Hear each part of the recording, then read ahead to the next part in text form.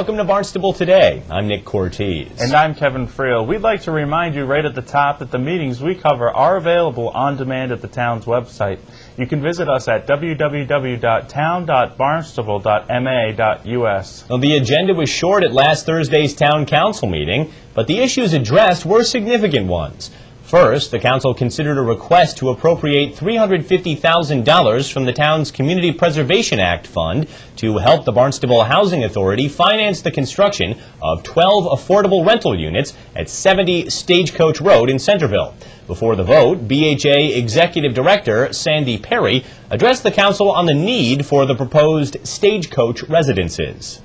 The Housing Authority has noted difficulties by individuals and families in finding affordable housing.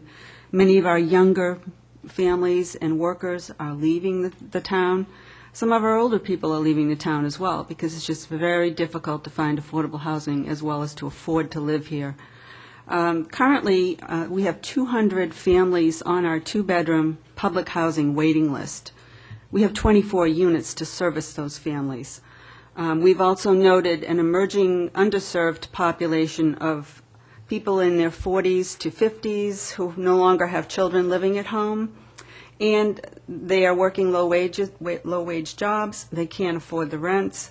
Unfortunately, the Housing Authority doesn't have resources to service this population right now, and so that's a population that this project will seek to assist as well.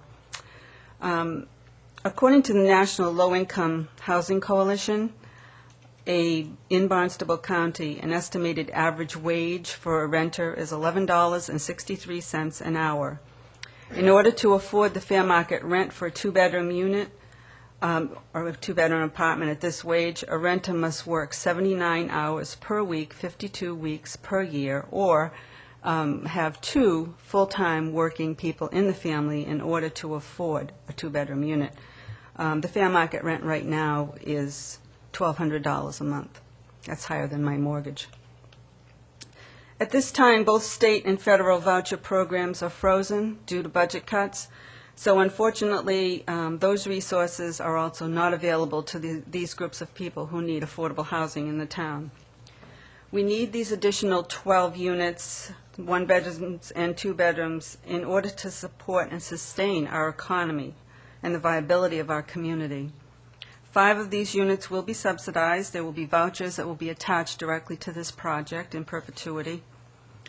Some of us may never need affordable housing, and we'll be lucky if we don't. But this is a safety net for our residents who find that because life is a fluid thing, things happen.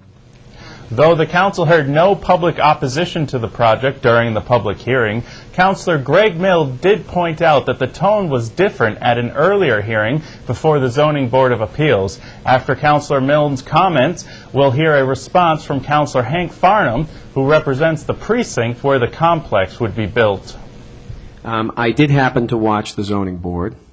I happen to still be the liaison to the Zoning Board, and I did see a great deal of angst, and as the word was used earlier this evening, anxiety by a lot of these folks that are in that 300 feet radius. They had a lot of angst about the access issue. They had angst about the fact that it's a private road, the fact that there is an ocean worth of puddles there. It's not a well-maintained road. They don't know how it's going to get paid for, the traffic that this project will generate.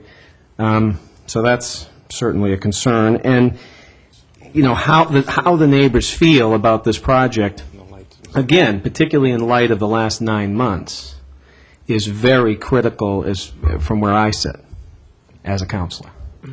How the people that live in this area feel about this project is extremely important to me before I could do anything in terms of voting for this project. I've had the opportunity to have a number of communications with neighbors, and I will tell you that I was impressed at the outset with the neighbors' ability to gather together and rally around their concerns about this project. I had a lot of discussions with a number of the neighbors about those. I've been privy to a number of the housing committee meetings where the issues have been addressed, in my opinion, carefully, thoughtfully. And I've explained to the neighbors that, listen, nobody wants a 40B multi-unit rental apartment complex in the neighborhood, no matter where it is. It's the NIMBY factor, okay? And it's a way of life, and it's true.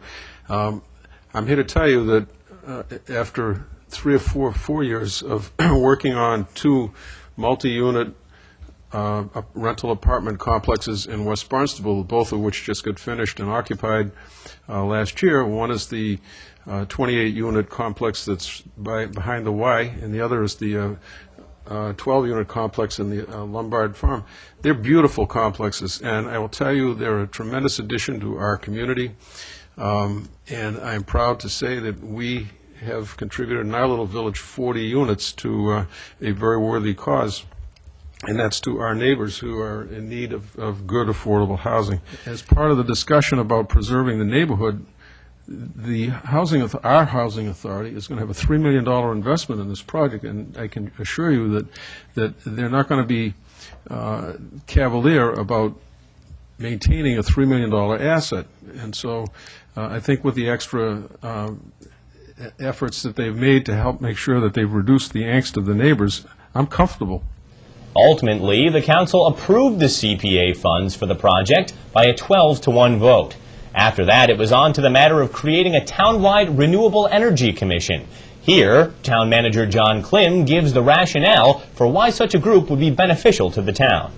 Starting in the year 2002, when the town council voted unanimously to undertake a townwide energy audit, and then in 2003, when we established a goal of reducing greenhouse gas emissions, Barnstable has been committed to reduce its energy use, both to save on energy-related expenditures and to improve our environment. Pursuant to the 2003 resolve, a municipal green team committee consisting both of town employees and several town councilors were formed to create an action plan to implement town policies relative to the reduction of community and municipal greenhouse gas emissions, recycling, and energy efficiency. While the Green Team has been effective in helping to reduce municipal energy use, it has become apparent that in order to substantially reduce energy consumption and increase conservation townwide, that a new community-based commission should be created. As the authorities and responsibilities section of the proposed ordinance makes clear, the mission of the Barnstable Renewable Energy Commission is to promote energy conservation, energy efficiency, the development of renewable energy, and explore other ways to reduce carbon emissions among the town's residents, businesses, and in municipal affairs. Despite the fact that some councilors objected to the creation of another town commission because of numerous vacancies that exist on other boards and committees, the council did vote to create the Renewable Energy Commission by a 10-to-3 vote. Now it's time to take a look at this week's meeting schedule. At 7 o'clock, the Planning Board meets in the Town Hall hearing room. Then on Tuesday, January 26th at 8 o'clock in the morning, the Barnstable Economic Development Commission meets in the Selectmen's Conference Room. At 7 o'clock, the School Committee has a workshop in the Town Hall hearing room. Also at 7 o'clock, the Waterways Committee meets in the Selectmen's Conference Room. For Wednesday, January 27th, at 7 o'clock, the Zoning Board of Appeals has a meeting in the Town Hall hearing room. Also at 7, over on Route 149 in West Barnstable, the Old Kings Highway Historic District Committee will meet. Then on Thursday, January 28th at 9 o'clock, Site Plan Review closes out the meeting week in the Town Hall hearing room. Well, that's all the time we have for now. For Kevin Friel, I'm Nick Cortez. We'll see you next time on Barnstable Today.